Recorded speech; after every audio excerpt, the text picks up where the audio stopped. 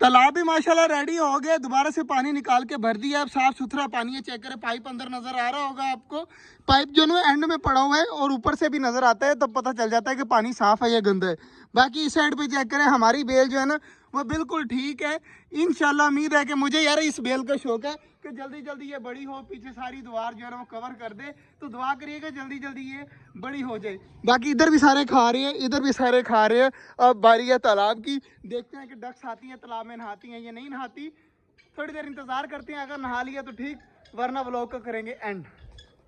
माशाल्लाह जी तालाब स्टार्ट हो चुका है। मैंने साफ करके जो है ना पानी डालने के लिए जो है वो छोड़ दिया है। और इधर चेक करें माशाल्लाह हमारी डक वगैरह सारी घूम रही हैं।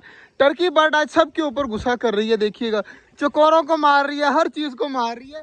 तो कबूतर भी बेचारे डर डर के जो है ना पालक वगैरह खा रहे हैं। तो यार मैं इस तरह करता हूँ कि थोड़ा सा बाजरा जो है ना यहाँ पर फेंक देता हूँ। इससे ये होगा कि हमारे सारे बड़े परिंदे इस साइड पे आ जाएंगे, हमारे कबूतर आराम से कौन से घूम लेंगे। और तालाब भी तब तक जो है ना भर जाएगा, फिर कबूतरों को भी बंद कर देंगे। और इधर माशाल्लाह चेक करें सारी डक्स किस तरह खुशी खुशी घूम रही हैं। तो जल्दी जल्दी मैं यहाँ पर जो है ना बाजरा डालता हूँ। परिंदों को मैं बुला रहा हूँ, देखना सारे के सारे अब भागे आएंगे। ये देखे मतलब के सारे आ जाएंगे। अब मैं यहाँ पर फेंक देता हूँ बाजरा, ये देखे सारे जो है ना बड़े वाले परिंदे सारे यहाँ पर खा लेंगे आराम से कौन से बाजरा वगैरह। देखें सारे खुशी खुशी लगे हुए अब खाने पीने में, तो इनको खाने देते हैं और हम डालते हैं अलग से अपने कबूतरों को बाजरा। कबूतरों की वजह से देखे ना अब कबूतरों के वहाँ पे कोई भी नहीं है, और छोटे चूजे घूम रहे हैं पिंजरे के अंदर, वो भी बाहर निकाल दे। और इधर चेक करें माशाल्लाह सारे बर्ड जो है ना अब खा रहे हैं। टर्की बर्ड की फीमेल ने भी आज माशाल्लाह पर खोले हुए हैं, चेक करें कितनी ज़्यादा माशाल्लाह प्यारी लग रही है।